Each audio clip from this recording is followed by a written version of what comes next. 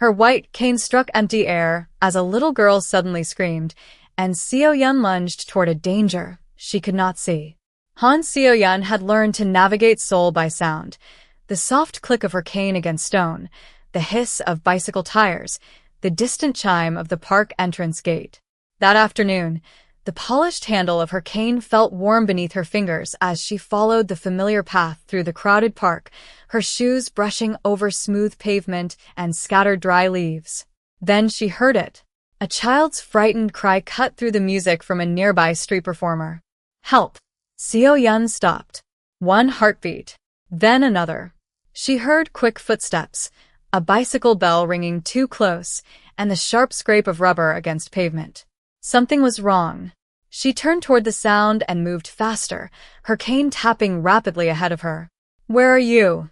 a little girl cried. Seo-yeon followed the trembling voice. The smell of roasted chestnuts drifted through the air, mixing with the metallic scent of a nearby fountain. But beneath it she caught something else, the rushing wheels of a bicycle coming downhill. "Move!" Seo-yeon shouted. The child froze. Seo-yeon reached forward, found the girl's small sleeve, and pulled her sideways just as the bicycle swept past them with a violent rush of wind. The girl stumbled against Seo-yeon's shoulder.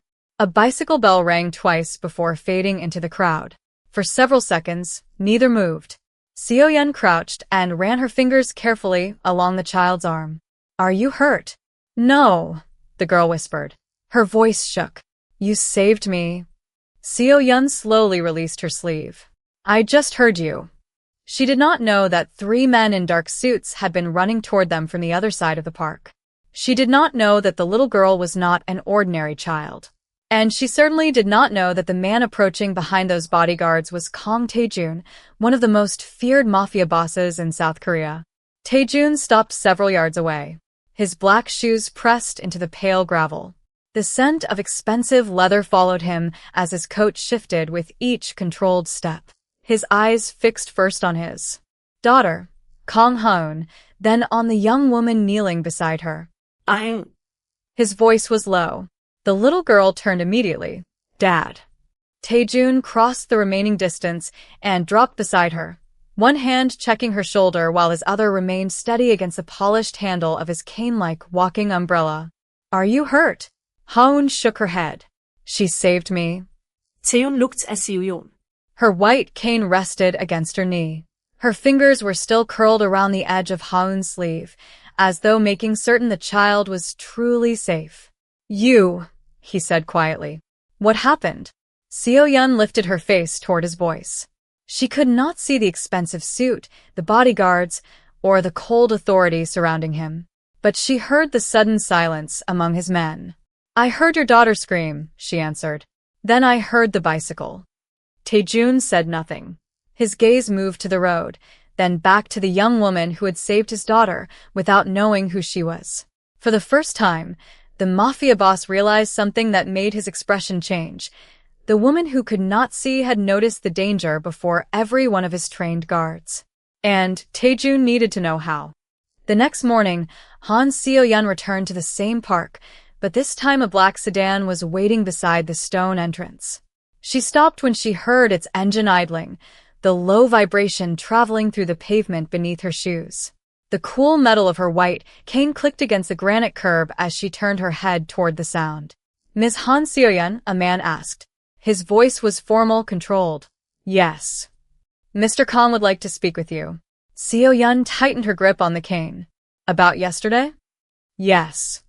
She followed him only after hearing the rear door open.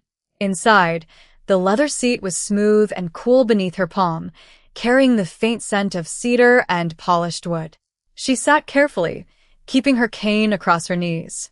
The door shut with a heavy thud, and the city noise softened behind the tinted glass.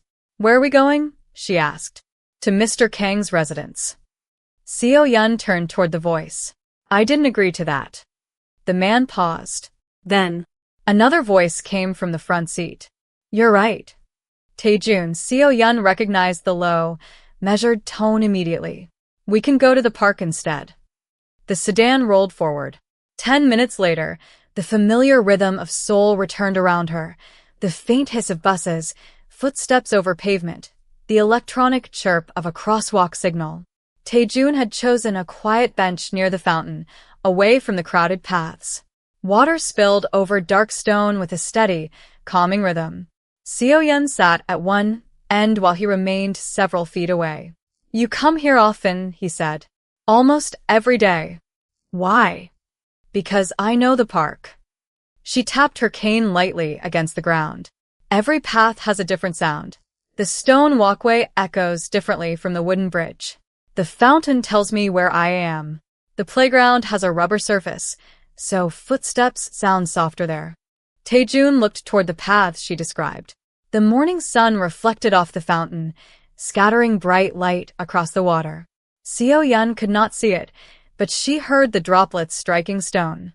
"Yesterday," Tae-jun said, "you reached my daughter before my security team did." "I heard her." "You also heard the bicycle." "Yes." He was silent for a moment. Then Ha-eun's small shoes pattered across the pavement. Seo-yeon recognized the rhythm before the girl spoke. MS. Han. Ha-eun ran toward her and stopped just short of the bench. Her pink jacket brushed Seo-yeon's hand when the child reached for it. "I wanted to see you again." Seo-yeon smiled and gently touched the girl's sleeve. "Are you okay?" "I'm okay because you helped me." Tae-jun watched his daughter hold the hand of a woman she had met only once. Something in his posture changed. He reached into his coat and placed a small velvet box on the bench between them. "I want you to accept this." Seo-yeon pushed it back without opening it. "I didn't save her for money." Tae-jun's fingers rested on the box. For the first time, the man who was accustomed to people accepting his offers had no answer ready. Ha-eun quietly slipped her hand into Seo-yeon's. Then Tae-jun made a decision that changed what would happen next. "Then don't take the money," he said. "Take my protection." By noon, the quiet promise of protection had become a black sedan parked outside Han Seo-yeon's apartment, its engine humming beneath the concrete awning.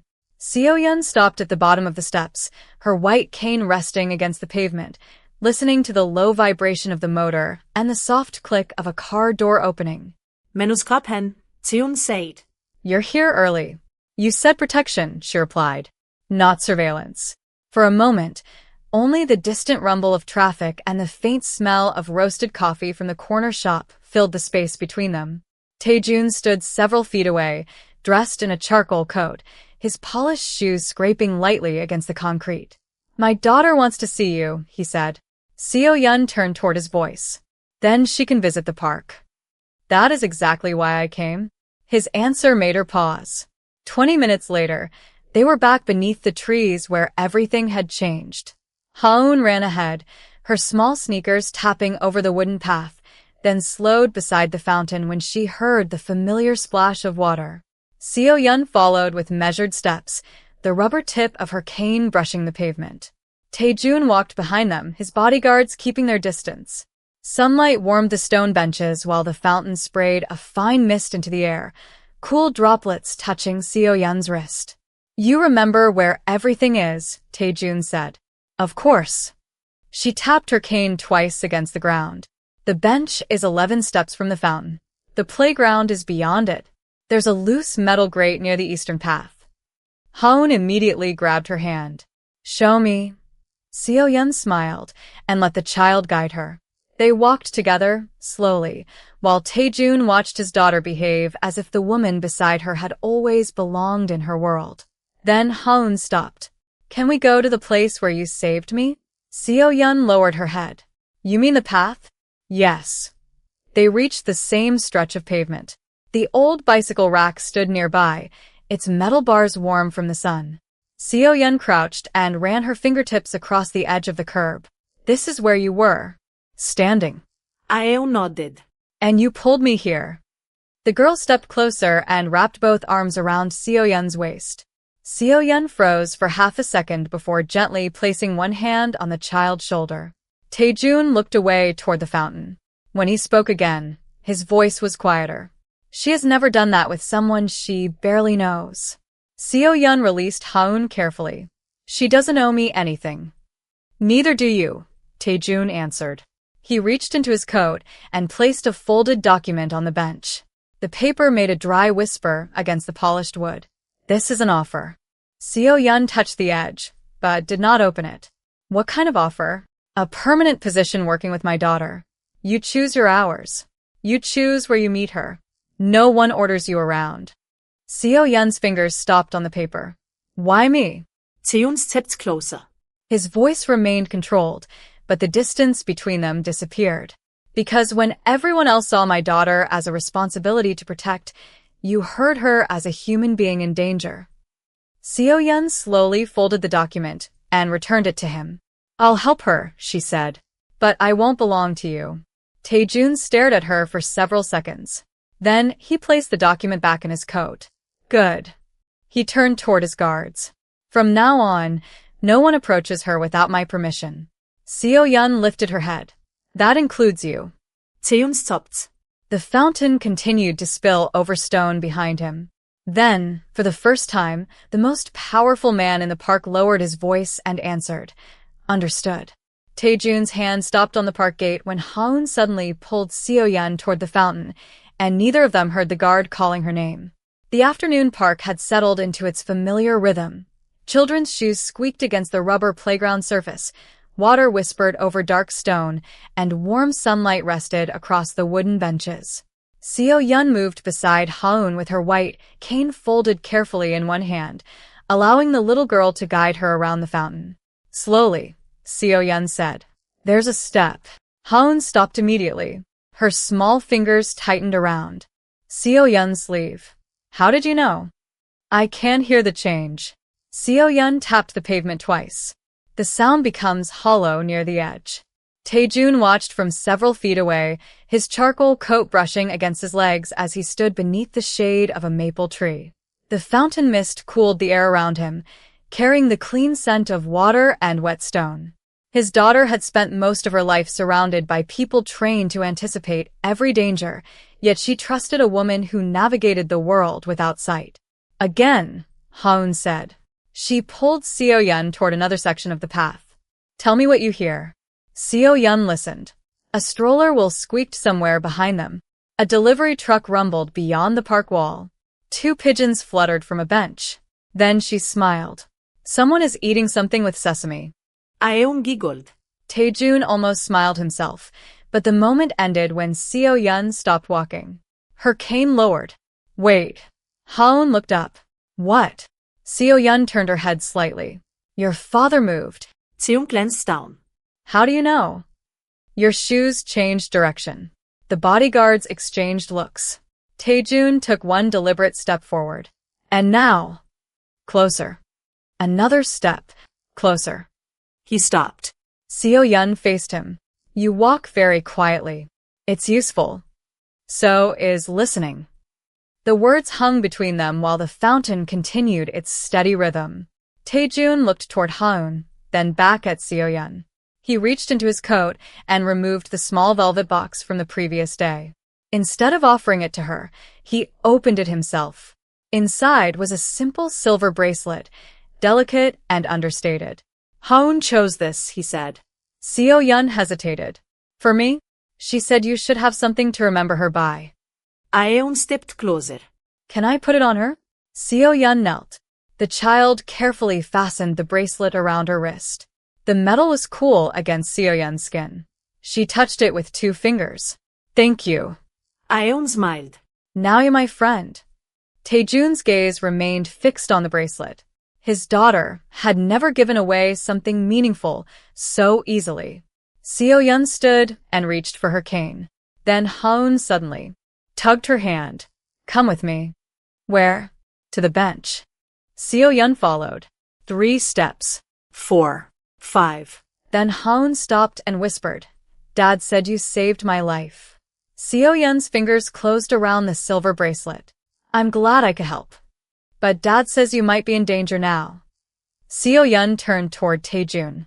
The distant traffic seemed to disappear beneath the sound of the fountain.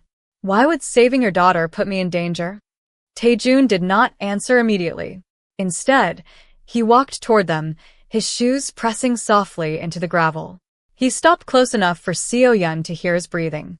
Because from today onward, he said, Everyone who knows what you did will know your name. He paused. And I have decided you will not walk through this city alone anymore. The little girl's hand suddenly slipped from Seo-yeon's fingers, and Tae-jun's entire security detail moved at once. But Seo-yeon reached her first. Ha-eun had been walking beside her near the park's eastern path, where the pavement changed from smooth stone to a strip of rough wooden boards. The air smelled faintly of pine from the nearby benches, and the cool mist from the fountain settled against Seo-yeon's wrist. Ha-eun, she called. No answer.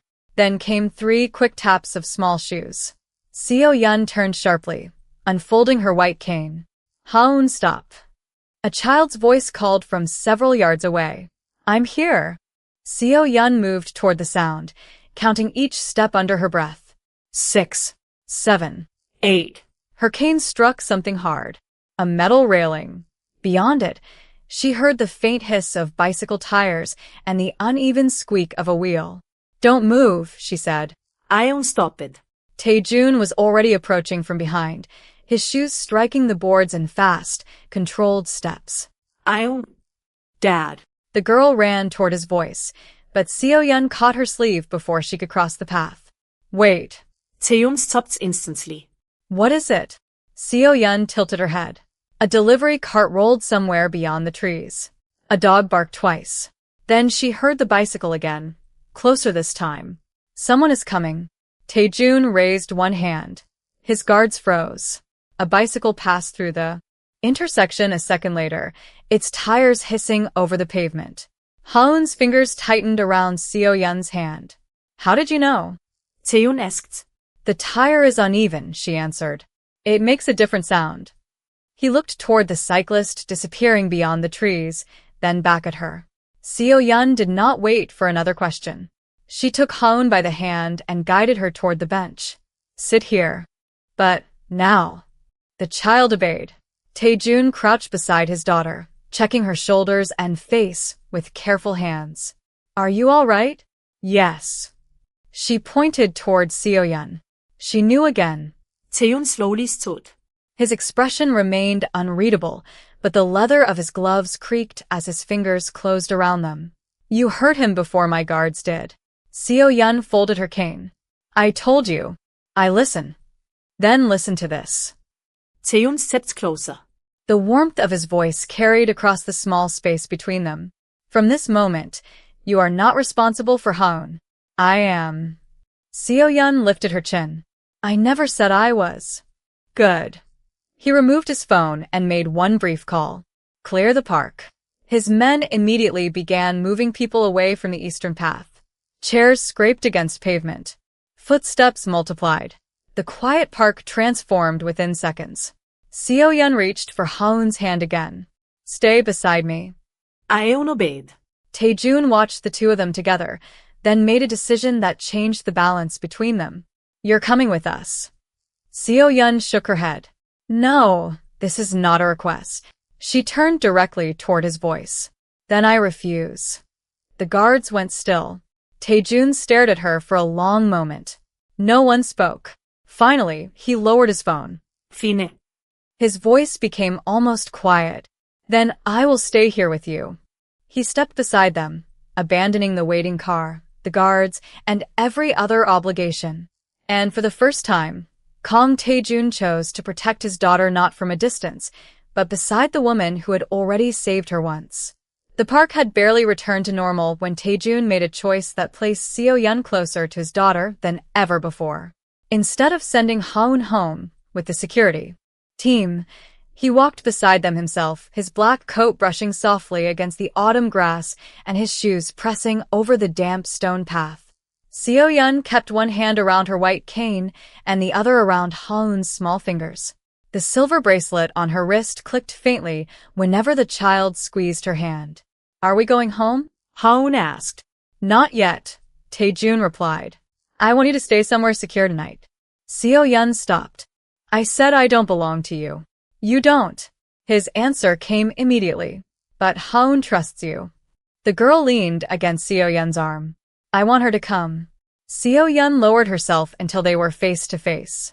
Only if your father agrees that I decide for myself. Tae-jun nodded once. Agreed. The drive across Seoul was quiet. Rain began tapping against the sedan's windows, and the interior smelled faintly of leather and cedar. Seo-yeon sat beside Ha-eun while Tae-jun watched the road ahead. When they arrived, Seo-yeon expected the heavy gates and guarded entrance of a powerful man's residence.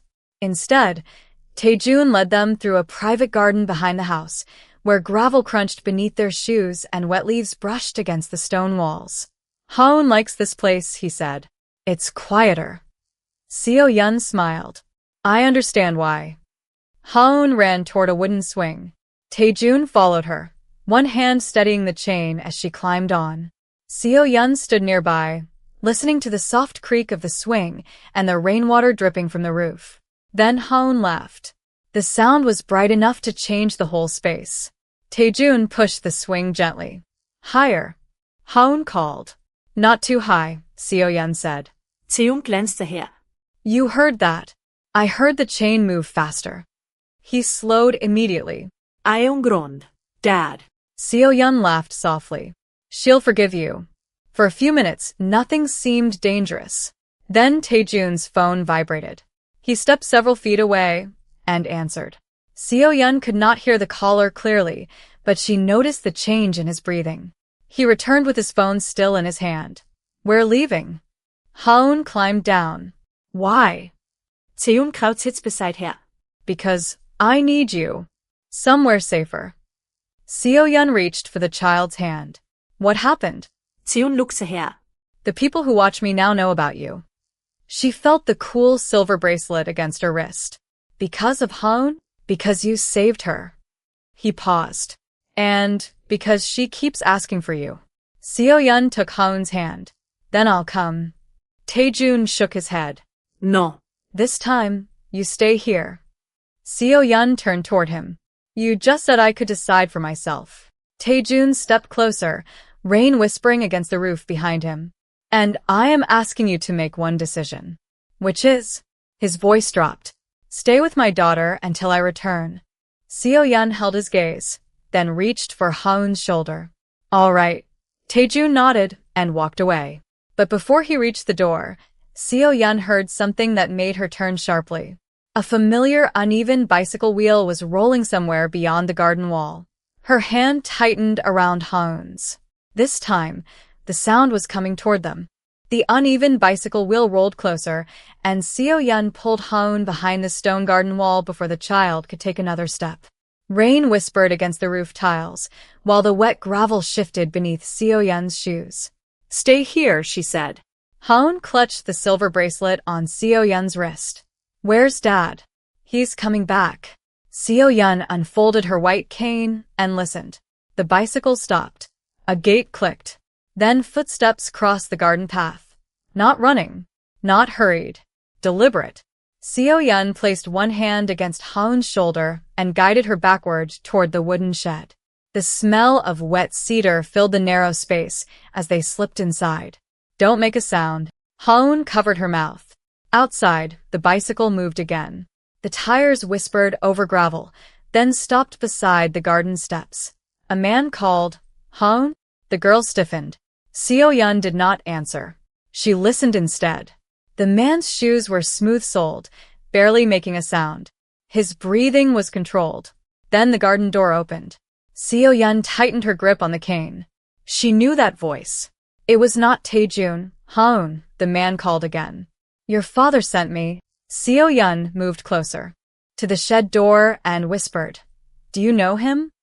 Ha-eun shook her head. That was enough. Seo-yeon reached for the child's hand and led her through the back exit, where rainwater streamed from the roof into a metal drain. The cold water soaked Seo-yeon's shoes, but she kept moving. This way. Where? Ha-eun whispered. Toward the fountain. They crossed the garden, then passed through a narrow side gate. Seo-yeon counted the steps. 10. 15. 20. She knew the property from the sounds around it. The stone wall on her left, the road beyond it, the faint hum of the security lights. Ha-eun stumbled. Seo-yeon caught her. I'm here. Then a car engine roared nearby. Tae-jun had returned. The black sedan stopped hard outside the gate, tires pressing into wet pavement. The rear door opened before the car fully settled. Ha-eun. Tae-jun shouted. Seo-yeon raised her voice. She's with me. Tae-jun appeared at the gate, rain running from his coat onto the stone steps. His eyes moved immediately to his daughter. He crossed the distance and pulled Ha-eun safely against his side. Are you hurt? No, she pointed towards Seo-yeon. She got me out. Tae-jun looked at Seo-yeon, then toward the garden. His jaw tightened. Who came inside? I don't know, she said. But I heard the same uneven bicycle wheel. Tae-jun turned toward his men. Find the bicycle. Then he stopped. Seo-yeon reached for his sleeve. No, he looked down at her hand. What? Don't chase him. Her fingers tightened around the fabric. Get your daughter somewhere safe first. Tae-jun stared at her for one long second. Then he lifted Ha-eun into his arms and stepped back toward the car. You're coming with us. Seo-yeon followed. This time, she did not argue. As the sedan pulled away through the rain, Ha-eun rested her head against Seo-yeon's shoulder. Tae-jun watched them from the opposite seat. Then his phone rang. He answered. His expression changed after 3 words. They have another car. He lowered the phone slowly. The sedan's doors locked automatically, and Tae-jun looked directly at Seo-yeon. We're not going home. The sedan turned sharply beneath the rain, and Seo-yeon heard. Ha-eun's breathing changed before Tae-jun said a word. The tires hissed over wet asphalt, the cabin lights casting a pale glow across the leather seats. Ha-eun sat pressed against Seo-yeon, her small fingers wrapped tightly around the silver bracelet on Seo-yeon's wrist. Dad, she whispered. Where are we going? Tae-jun looked through the rear window. Somewhere safe. Is that why everyone is following us?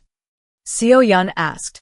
She had heard them too, the distant hum of another engine, then another, separated by several seconds. Tae-jun's hand tightened around the edge of the seat. Yes. Seo-yeon turned toward Ha-eun. Come here. She guided the child closer and placed one hand over hers. Listen to me. Whatever happens, stay beside me. The car slowed beneath an underground parking structure. The smell of wet concrete and gasoline filled the air as the sedan rolled between thick pillars. Tae-jun opened the door before the vehicle stopped completely. We're switching cars. Seo-yeon stepped out, her cane striking the cold floor. Echoes multiplied around her. Shoes. Doors. Engines. Too many sounds. There are people on the left, she said. Tae-jun froze. How many? I don't know. She listened again. But one is moving toward us. Tae-jun immediately pulled Ha-eun behind him. Seo-yeon reached for the child and moved her toward a concrete pillar. Stay low. Tae-jun looked ahead. You stay with her. I am. He moved away, drawing the attention toward himself without raising his voice. Seo-yeon heard footsteps approach, then stop. A car door slammed. Someone shouted Tae-jun's name. Ha-eun trembled against her side. Seo-yeon placed both hands around the girl's shoulders.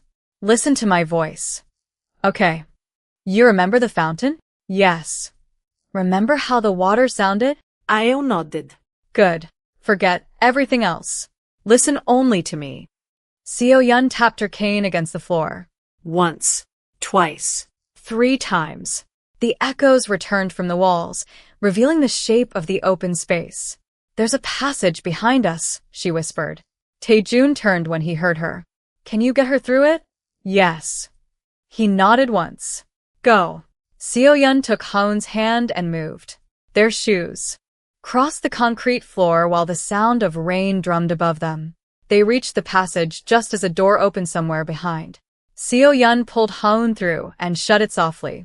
The hallway was narrow, smelling of dust and cold metal. Keep walking, she whispered. Ha-eun obeyed.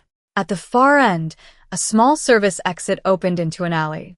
Seoul's neon signs reflected in puddles, red and blue light trembling across the wet pavement. Seo-yeon stepped outside with Ha-eun beside her. Then she stopped. Tae-jun was not behind them. Ha-eun turned. Where's Dad? Seo-yeon heard a car engine start inside the garage. She gripped the child's hand. He's coming. But the engine grew louder, then faded in the opposite direction. Tae-jun had deliberately driven away to draw the danger from them. Seo-yeon turned toward the sound, her cane pointed into the rain. He went the other way. Ha-eun's voice cracked. Why? Seo-yeon held her closer. Because he wanted us safe. Then she made a decision. She stepped toward the road, raising her cane. We're going after him. Seo-yeon stepped into the rain with Ha-eun's hand locked around hers, following the fading sound of Tae-jun's car through the wet streets of Seoul. Neon signs trembled across the puddles, red and blue light breaking apart beneath passing tires, while cold rain ran from Seo-yeon's hair to the collar of her coat. Dad, Ha-eun called. He can't hear you, Seo-yeon said, guiding her toward the curb. Then she stopped. Somewhere ahead, an engine slowed, its uneven vibration echoing between the buildings. Seo-yeon raised her cane and listened. The city was loud, buses exhaling at the curb, footsteps splashing through shallow water, a distant subway rumbling underground, but beneath it all she recognized the distinctive rhythm of Tae-jun's sedan. There. She pulled Ha-eun toward the sound. A few blocks away, the black sedan had stopped beneath a covered loading entrance. Tae-jun stepped out alone. His coat was soaked at the shoulders, and rainwater dripped from the edge of his sleeve onto the concrete. He turned when he heard footsteps. Seo-yeon. Where is Ha-eun? His eyes dropped to the child beside her. 4. 1 second, he simply stared. Then he crossed the pavement and crouched in front of his daughter. I told you to stay with her. Ha-eun wrapped both arms around his neck. She came after you. Tae-jun looked at Seo-yeon. You shouldn't have. You left her. His jaw tightened. I was trying to keep her safe. Seo-yeon stepped closer. And I was trying to do the same thing. The rain drummed against the metal roof above them. Tae-jun lowered his eyes, then slowly stood. You saved her once, he said. You saved her again tonight. Seo-yeon shook her head. I only did what anyone should do. No, his voice was quiet. Not everyone does.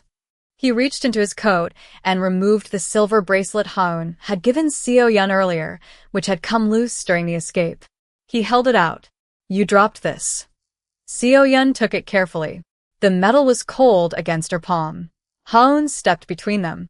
Dad, put it back on her. Tae-jun looked at his daughter, then at Seo-yeon. May I? Seo-yeon extended her wrist.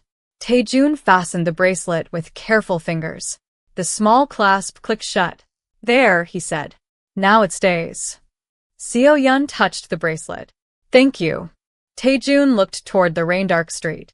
I spent years believing protection meant keeping everyone behind walls. He paused. Tonight my daughter taught me otherwise. Ha-eun reached for Seo-yeon's hand. Can we go back to the park tomorrow? Seo-yeon smiled. If your dad agrees. Tae-jun looked at his daughter, then at the woman who had entered his dangerous world without asking for anything in return. Yes, he said. Tomorrow.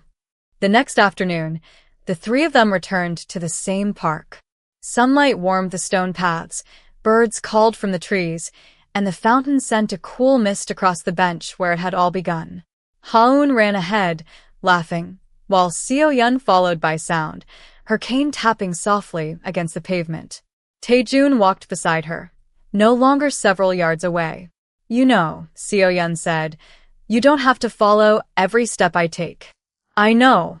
He glanced toward his daughter. But I want to. Ha-eun suddenly called from the fountain. Come here. Seo-yeon walked toward her, and Tae-jun followed. The woman who could not see had saved his daughter's life by hearing what everyone else missed, and the mafia boss who once trusted only power had finally learned to trust the person who had shown him what protection truly meant.